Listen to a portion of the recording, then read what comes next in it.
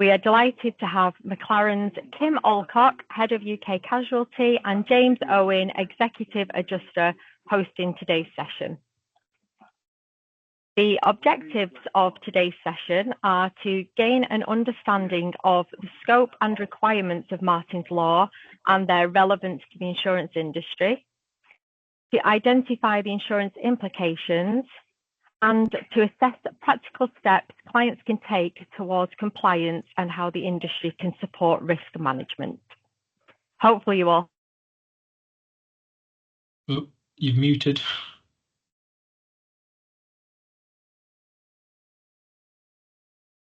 There we go. Not sure what happened there, Nicola.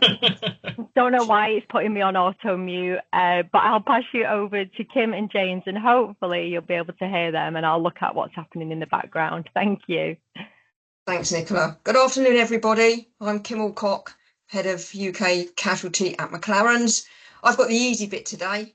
I'm going to set the scene and wrap up at the end, and I'm going to pass all of the technical content over to James to deliver. By coincidence, a few days before James and I first spoke about the content for this webinar, I was listening to a podcast. I'm quite a fan of podcasts. History, sport are two of my favourite subjects. And this one was an Everything Everywhere Daily podcast about the 1972 Olympic massacre. I'm sure that all of you on the line are way too young to remember it happening at the time. But post-World War II, the Germans were really keen to improve their global public image. They wanted to distance themselves from the Nazi propaganda that was quite clearly displayed everywhere at the 1936 Berlin Olympic Games. As a result, they decided that they were going to keep security to an absolute minimum. They took no steps to identify any potential terror threats. And as a result, they undertook no planning should an event take place. As a result of their action or lack of action, terrorists were able to enter the Olympic Village. They climbed over a wall and they walked in through the front door of one of the accommodation blocks where the Israeli Olympic participants were living.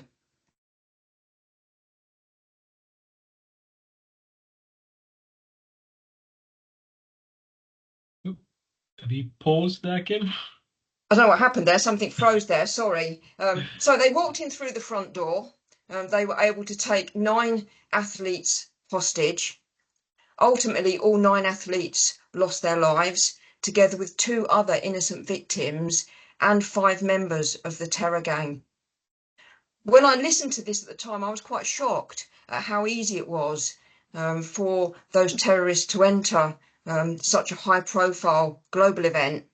But then when I thought about it, perhaps what is more shocking is that we're now 50 years plus further down the line, and still we have, until now, no legislation in place to protect the participants and visitors to such events.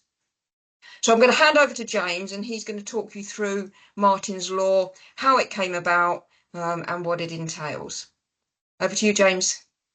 Thank you, Kim. Next slide, please, Nicola. Hello, my name is James Owen, and I've investigated liability and casualty claims for over 20 years now. In the last few years, my focus has shifted to investigating claims and assisting businesses associated with the security industry. And for my sins, I've been chosen to provide you all with a general update on Martyns Law and its potential impact upon our clients and our industry. Now, all of you will remember that on 22nd May 2017, as people were leaving the Manchester Arena following an Ariana Grande concert, Salman Abedi detonated an improvised explosive device that resulted in 23 deaths. Of those killed, 20 died at the scene, including Abedi, and then 3 died shortly after arriving in hospital. This was the deadliest terrorist attack on UK soil since the 2005 London bombings, and was the worst terrorist attack in northwest England as measured by casualties. Now, like many living in Manchester, I had friends and colleagues who were affected by this incident, and I personally found their descriptions of the experiences that they suffered very powerful. It certainly helped me to better understand the importance of having the correct, reasonable, and proportionate measures in place, because clearly the bombing had a significant ricochet effect on the victims' families and on the population at large.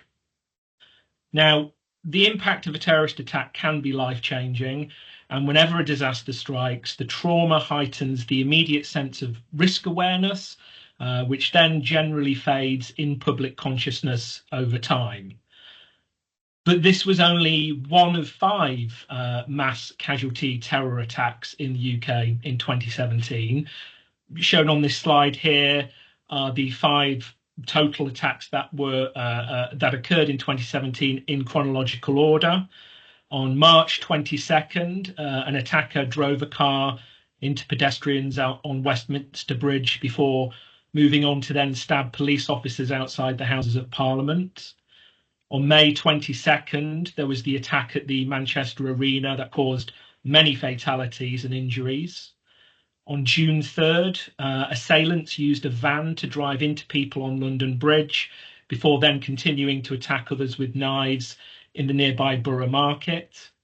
On June 19th, a van was driven into worshippers outside a mosque in Finsbury Park. And then finally, on September 15th, a blast occurred on a train at the Parsons Green tube station. Over the following years, there was also an increase in the number of terrorist-related mass casualty incidents across Europe. And in September 2025, so last month, the UK threat level from terrorism remains substantial, meaning that an attack is still likely.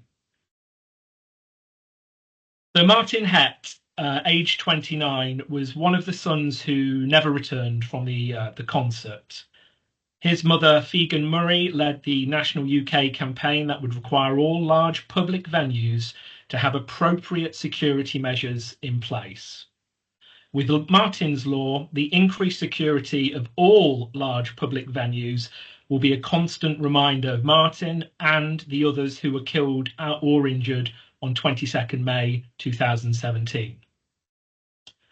After the attack, the subsequent government inquiry revealed there had been many failings by the event organisers and the security providers.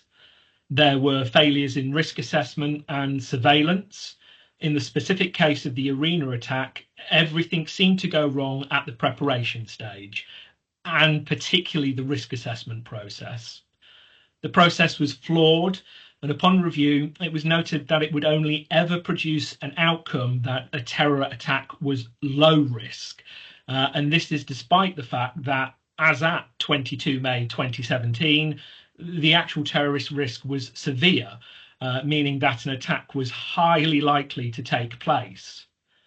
Experts advising the inquiry noted that there had been a failure to consider pushing the security perimeter out further to prevent those with hostile intentions from being able to bring large bags into the crowded area. But there were also security gaps and missed opportunities. It was noted that there were actually gaps in the CCTV coverage, which Abedi had unfortunately spotted. Those gaps enabled him to hide before he carried out his attack, and the CCTV operators had also not detected Abedi in the days preceding the attack. During this time, he planned the attack and he identified the security weaknesses. There was also a perceived focus on revenue over safety. The arena security firm was criticised by the bereaved families for having their focus on revenue protection rather than the safety of the attendees. Staff had not been appropriately trained to deal with the possibility of a terror attack, and the inquest unfortunately heard that one member of security staff was actually alerted to Abedi's suspicious behaviour before the attack occurred, but failed to respond in time. There was also inadequate compliance and first aid provision. There were failures to comply with actual licensing conditions relating to both the use of and the monitoring of the CCTV, as well as the event's first aid provision. The first aid provision was deemed inadequate, unsuitable, unqualified to respond to the types of injuries that many of the victims suffered from. A critical recommendation by the inquiry was to ensure that venues like the Manchester Arena had appropriately trained medical staff capable of triage and treatment of such blast injuries where time is clearly of the essence. Now, for many years, the police had had concerns that too much expectation was placed upon them to keep the public safe from such terror attacks. The Manchester Arena attack placed a sharp focus on this issue, and this has subsequently led to change through this new legislation. The failures of the Manchester Arena were by no means the only failings which contributed to the attack, but these were the areas that this legislation seeks to address. The government knew that the preparedness of organisations with public premises, or those who host public events, was wildly inconsistent, and consequently they have sought to introduce minimum standards. Next slide, please. So, to protect the population, the Terrorism Protection of Premises Act 2025 has been introduced. It is a new UK law that requires publicly accessible premises and events to ensure that they have enhanced in preparation against terrorism attacks. It is commonly known as Martyns Law, and this act received royal assent on April 3rd, 2025, and will then be implemented over the following 24-month period, during which time the Home Office is expected to provide further statutory guidance. The Act is an attempt to strengthen and improve the security of public premises and events in the United Kingdom, and it requires those responsible for certain venues and events to consider how they would specifically respond to a terror attack, and in the case of larger events, what steps must be considered to reduce the vulnerability of a terrorist attack. Next slide, please. But what are the key aspects of Martyns Law? Well, it places a statutory duty on businesses both large and small. It creates a legal obligation for those responsible for certain venues and events to take steps to protect the public from terrorism. However, there is a tiered approach. The law places a duty on qualifying premises to take reasonably practicable measures to improve public safety and protect against terrorism. Under Martyns Law, reasonably practicable requires venues to implement proportionate measures based on a balance of the risk level, the time, cost, and effort that would be involved. Now, the legal concept of reasonably practicable is based on UK health and safety legislation and means that a duty holder is not expected to do anything outside their control or something that would impose a disproportionate financial or resource burden. And the specific requirements here are based on the capacity of the premises or the event, with different tiers for smaller and larger venues.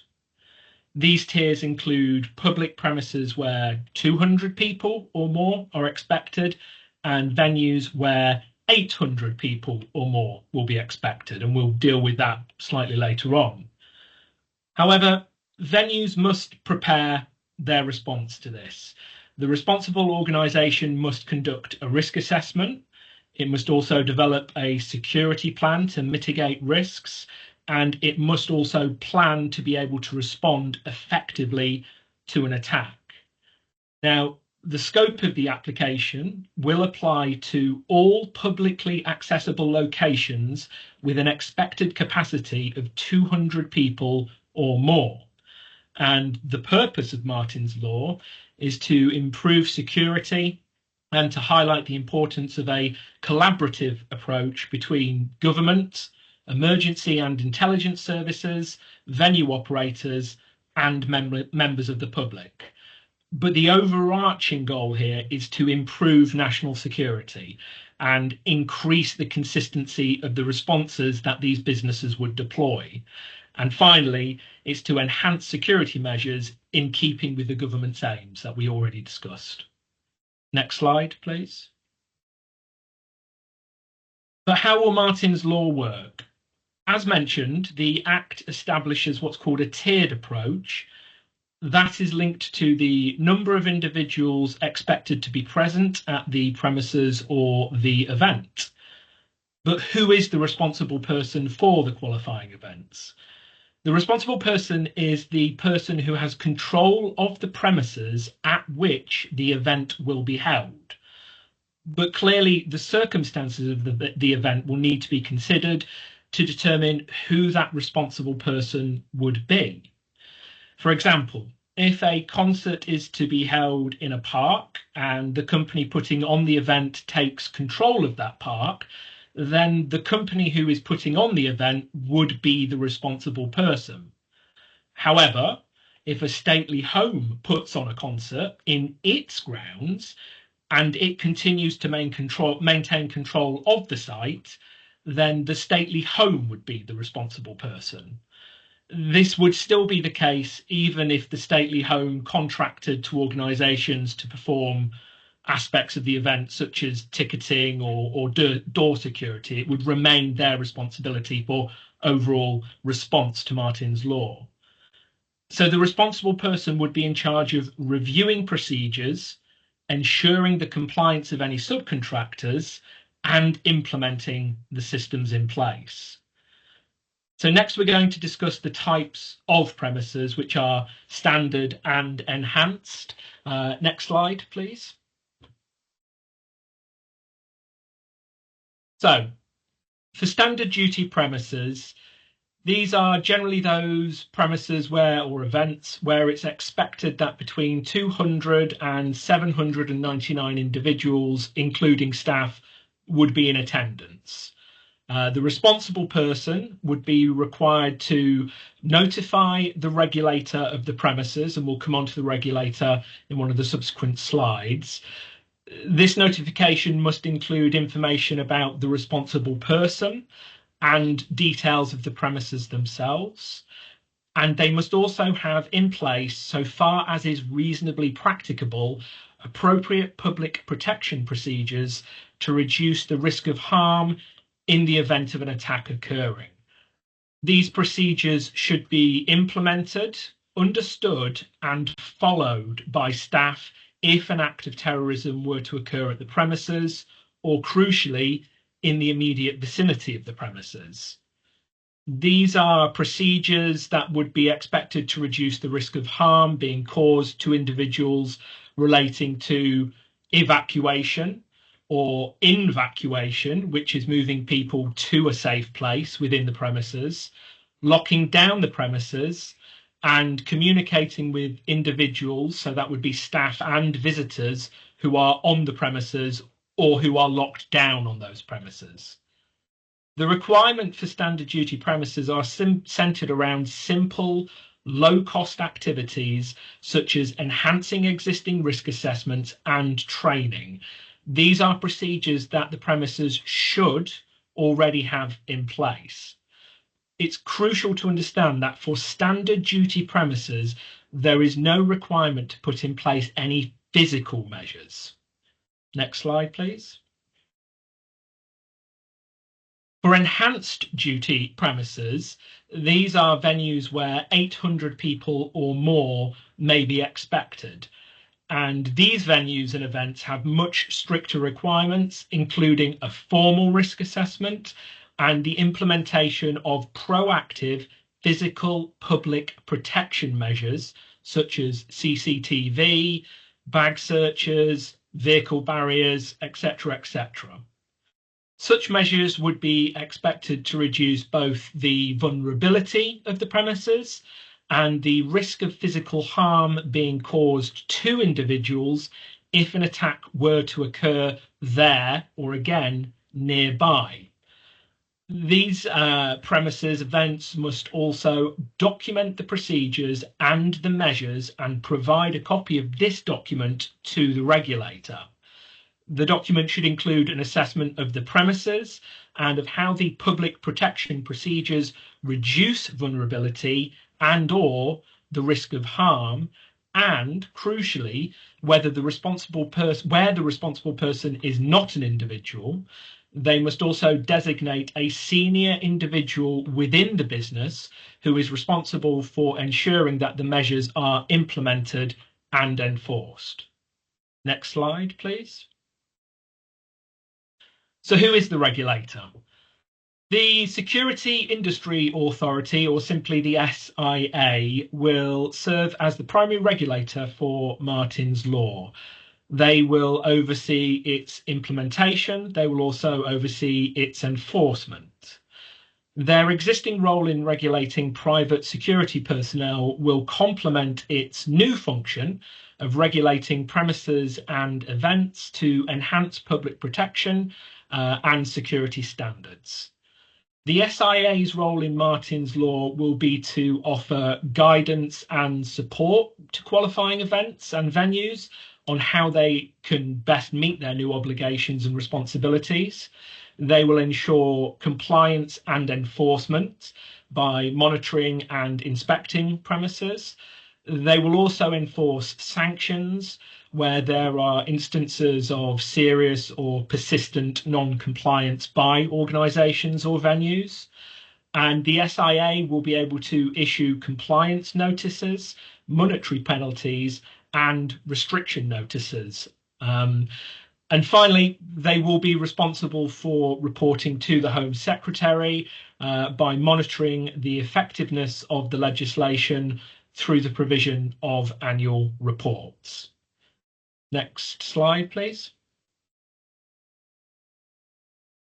So there's lots of guidance already out there, which is publicly available to assist those in scope to understand the requirements set out in the legislation.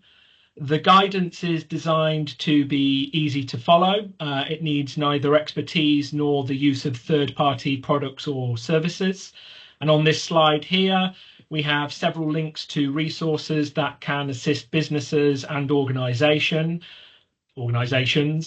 And if anyone requires a copy of this presentation to review these links at their leisure, please do let us know. I'll leave this up for 5 more seconds if you want to do a quick screen grab of it. And next slide, please. So crucially, what are going to be the potential impacts on the casualty claims industry? We all know that businesses are concerned primarily with their business first, and very often insurance claims are considered a secondary concern. However, all businesses inviting the public to access their premises or event space will be included within the scope of this legislation. And it's estimated that over 250,000 premises will be impacted by this new regulation. And indeed, many businesses are going to be required to address the risk from terrorism, probably for the first time. Now, the intention of the bill is not to place a duty on organisations to consider and protect entirely against terrorism. Sorry, it's to place a duty on an organisation to consider and protect against terrorism, but not to place a duty on those who occupy the premises to compensate for acts of terrorism. However, a failure to consider the obligations placed upon the responsible person for a qualifying event could be used as evidence of negligence in a subsequent common law action. And also, any failure to comply here may result in actions being taken against the businesses by the SIA, who are the regulators here. It is likely that Martyns Law will bring about several shifts in the casualty insurance market, and the process for managing and investigating these claims will probably change quite drastically. There's going to be an increased complexity as claims arising from an attack may now involve assessing compliance with Martyns Law, in addition to standard liability assessments that we would be carrying out. As ever, documentation here is going to be critical. Venue operators must maintain thorough and up-to-date evidence of their security procedures and their risk assessments. These records are going to be crucial for insurers evaluating claims, and I have investigated so many claims over the years involving a dangerous piece of equipment, and there's no risk assessment in place. One's never been produced, or operators don't have up-to-date training in place. This legislation is likely to receive a lot of attention from insurers, so I would suggest that procedures are put in place now, and those procedures are fine-tuned, refined, disseminated to staff, etc., over the next 18 months, 2 years. There's likely going to be a focus on defence, as insurers will want to see that clients have actively engaged with their new responsibilities under the law to enhance the defensibility of any claims made against them. And whilst those that fall within scope of this Act, they may wish to begin considering the requirements now. They should note that over the 2-year period, a lot of guidance will be published here, so keeping up to date on that guidance is going to be key. The guidance will assist in understanding the requirements as set out in the Act that we've just discussed, and it should be designed to be easy to follow, needing neither particular expertise nor the use of third-party products or services. Brokers should also become aware of the regulation and the impact upon their clients to advise them and to help them prepare for these changes. Next slide, please. So what can businesses do now? First and foremost, don't panic. The words emblazoned on this slide should offer a comforting reminder to us all to take a calm approach here. Next slide, please. There are several practical steps that a business can take now. Over the 24-month period, we are no doubt going to see an increase in the attention that this regulation receives, and businesses should look to appoint a responsible person now. They don't need to be experts, but they should be aware of this threat, and this is no different to existing fire safety legislation requirements. They should review the existing measures that they have in place and consider if there is any potential exposure to an event. This should be the priority, in my opinion. They should keep up to date with developments and consider undertaking regular security reviews. By preparing and assessing early enough, small changes could be introduced now to ensure full compliance by the end of the 24-month period. Plans and training can be introduced, refined, and documented. Brokers should understand what this law means for their insured, and support should be offered wherever possible. Together, they should begin by assessing the premises or the event that's being proposed. The first step is to determine if the premises or event is in scope, and then which tier under the legislation does it fall into. Now, a range of methods can be used to make this reasonable assessment. This includes many methods that insureds may already be familiar with, such as safe occupancy calculations for fire safety or the use of historic attendance data. They should then look to develop public protection procedures. We consider that this is about risk assessment, training, and preparedness. Businesses need to implement procedures to reduce the risk to the public. The majority's focus will be drafting on documentation with consideration to the legislation. A specific terrorism risk assessment could look to document emergency procedures, and that could be based on pre-existing similar assessments, again, such as the fire safety risk assessment. This document should indicate how they are currently complying with Martyns Law and how they will look to fully comply with Martyns Law before the end of the period. This is going to be critical for insurers as it will demonstrate a proactive approach to risk management. They should continue to take all reasonably practicable measures. Now, to reiterate, venues with a capacity of 200 to 799 the requirements focus on low-cost procedural measures rather than physical installations. For larger venues and events, those expecting 800 or more people, the law does require more comprehensive measures, including physical security, again, where it is reasonably practicable. Now, this physical security could include monitoring measures for identifying and reporting suspicious activities, such as up-to-date monitored CCTV systems and an effective security control room. They must also have in place policies for managing the flow of people in and out of the premises, including ticket or identification checks, and they must have in place bag search policies.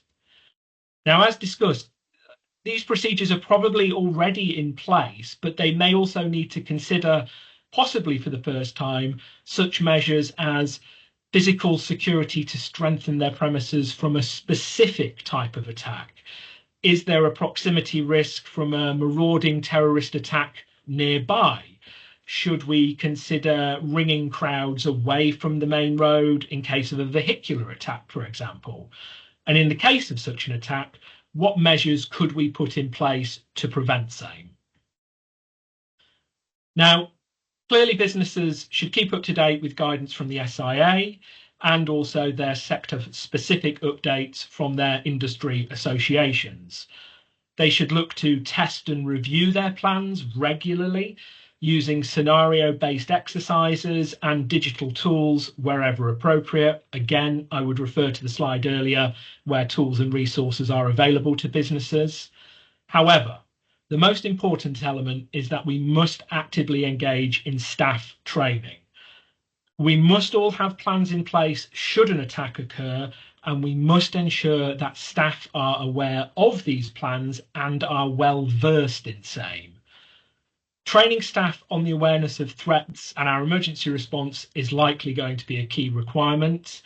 Again, too many times have I investigated a claim where all the procedures are in place, but for whatever reason, the person involved in the incident had not been exposed to same, or the training had not been updated regularly, or was not fresh in that individual's mind.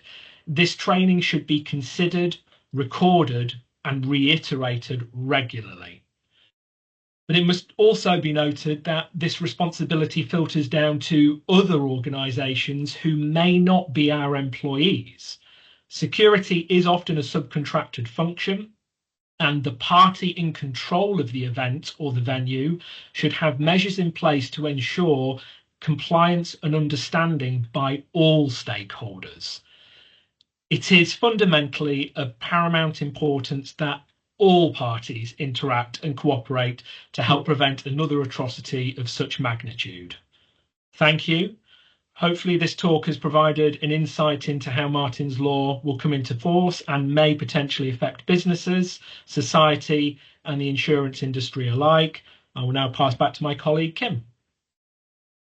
Thank you, James. Great job. We have a few minutes left. If anybody has any questions, I'm aware that we already have a few in the chat. I'm quite happy to pick up the first one, James, whilst you read some of the others. The first question we had relates to risk assessments and whether a risk assessment is required for each and every event. And the answer to that question is yes. You need to complete a risk assessment for each event. Interestingly, if in the event that there was an incident and you then have to report that incident, you have to upload the risk assessment at the time when you report the incident. You also have to, at that time, share details of any changes that you might have made to that risk assessment during the course of planning. One of the things that Martyns Law does do, and it goes back to something James mentioned earlier, those of us that have been in claims for a while will know that sometimes risk assessments don't exist, or sometimes those assessments and training documents and such like take quite a long time to arrive, often in physical paper, which these days tends to be scanned into the system and emailed. Martyns Law places much more emphasis on digital reporting. In it suggests that it is no longer acceptable for it to take time for all of this information to come together. In the event of an incident, people need answers, particularly when it's a large incident and it's attracting media attention. So I think, there are tools available, digital tools available to businesses to help them collect that information. And if they don't have those tools already within their business, they would do well to use them. Because there will be more criticism if companies don't get that information together pretty promptly. So that's the first question taken care of. James, have you got the second question? Which is, would this apply to schools and hospitals?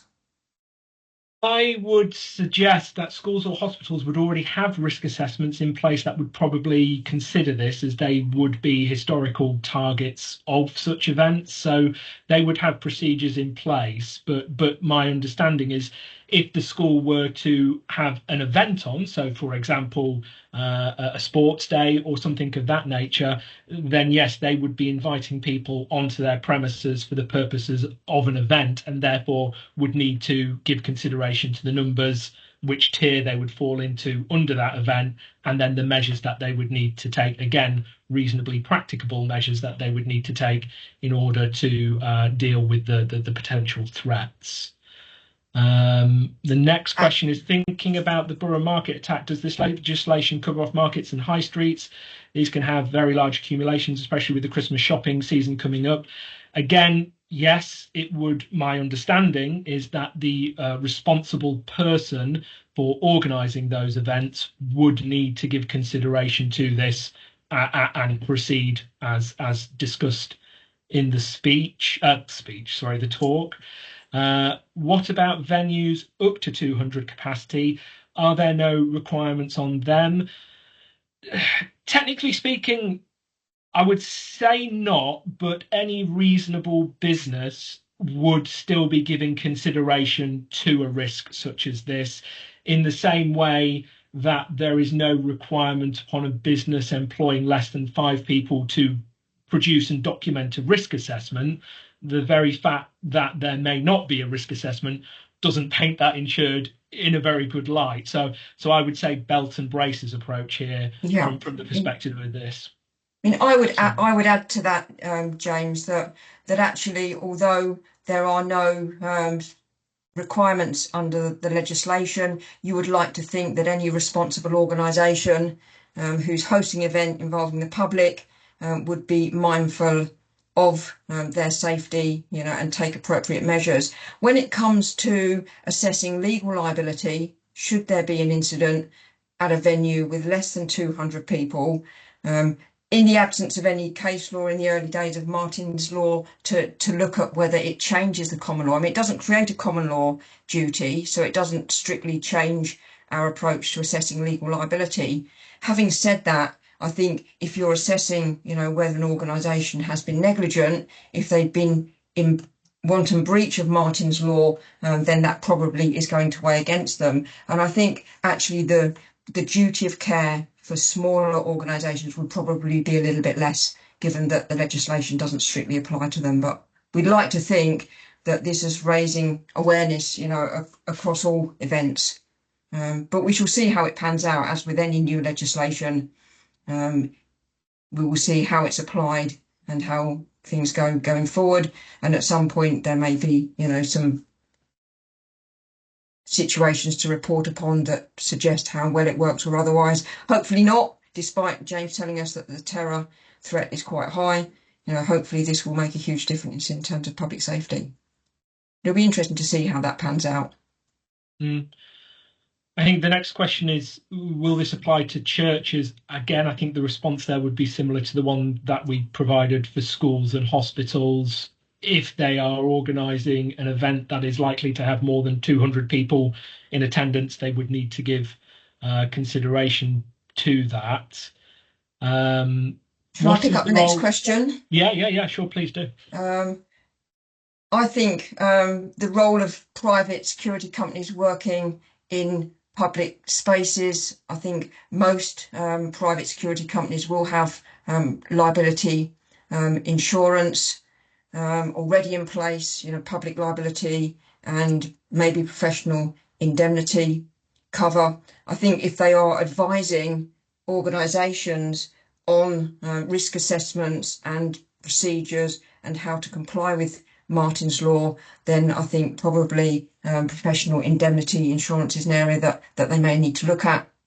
And James and I had a discussion previously about whether we think that this will increase appetite both for professional indemnity policies for companies working in security, but also terrorism cover for companies, hosting events.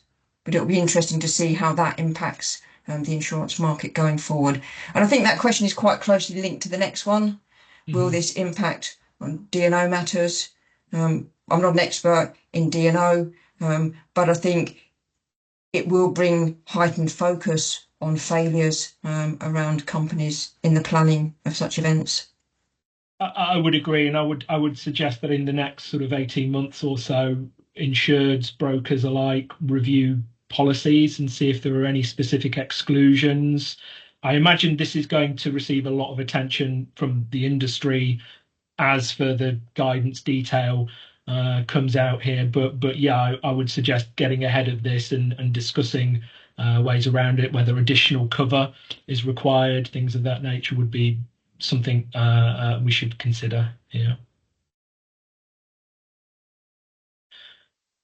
And the next question, sorry, I've lost, my machine's not scrolling, it's frozen for a minute. This one about retail stores. I think essentially the legislation applies to anybody organising an event with numbers in the categories that we spoke about, the 250 to 799 and 800 plus. Yeah, a specific event. My understanding is, if you had an exceptionally busy Tesco's that routinely had more than 800 people an hour in there, first of all, again, you would expect a business such as Tesco's would have its own procedures already in place. But no, they're not being brought there for the specific purpose of a one-off event.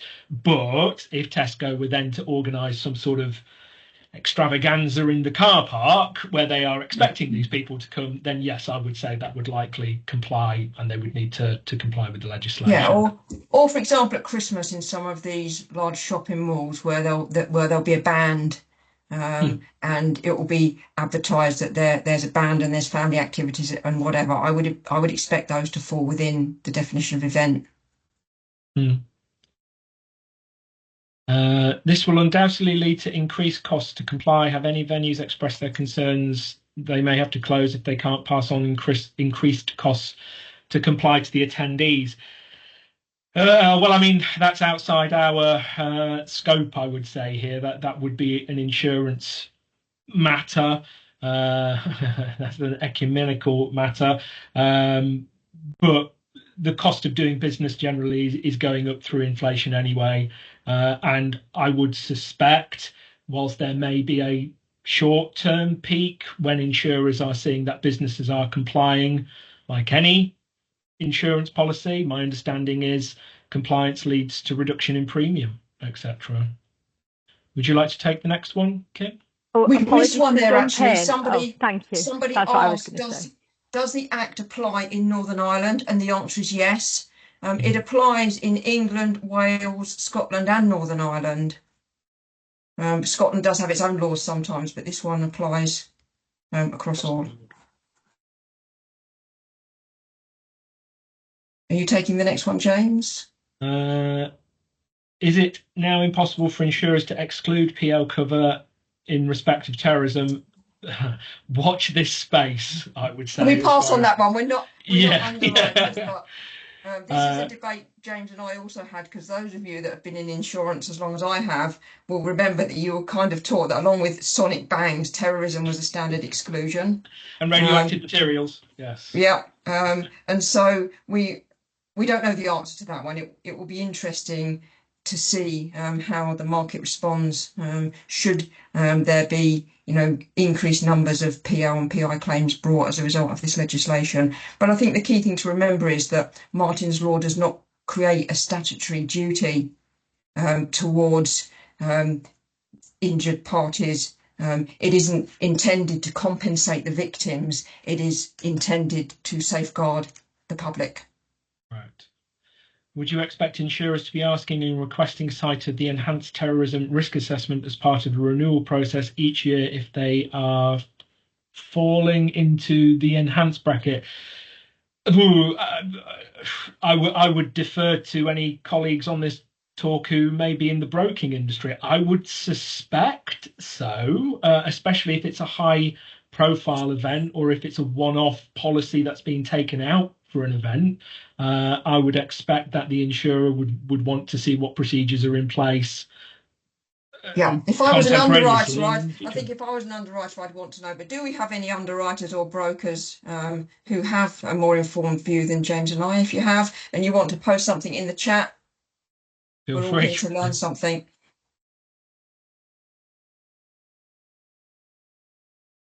No, cricket. Tim and James, I think we may have also missed the question about the events in large areas of exposure. For example, the London Marathon, different risk to a concert in a contained venue. Yes, I would, yeah, absolutely consider that would apply. So the responsible party would need to give consideration to this and yeah, have plans in place, is my understanding. Yes. Yeah, which feeds back into my initial comments around the Olympic Games. Although the terror attack there happened, in a confined building, I think all of these large events are going to be open to focus. But it's my understanding that it's not intended for the security to be, overly onerous. It's to be proportionate, and that it's recognised that you can't eliminate all of these risks, but certainly it needs to be in the consideration of organisers when events are being organised. We do seem to have some chatter going on. According to Michael, some insurers are already asking questions early stages, but expect them to increase over time. And Steve has advised terrorism PL premiums will need to be considered very carefully. I visited this lately with an impending law driving a need for PL terrorism cover, and it was very expensive, especially for SMEs. So yeah, clearly this is a developing situation. Yeah. Do we have any further questions? Okay, well, thank you all very much for your time, and thank you, James, for an excellent presentation. Thank you, Kim. Thanks both. It was a really excellent overview. To all the members that joined the call, thank you for attending today's session and for your engagement. The questions were great, and thanks for your feedback. Hope you found it informative. The session will be made available on the IIM website for you to watch again if you would like to. As a reminder, please log your 1 hour CPD for this session if it's relevant to your learning and development needs. And finally, you'll shortly receive a questionnaire regarding today's session. Your feedback is always really valuable to ensure that we meet your training and development needs for the future.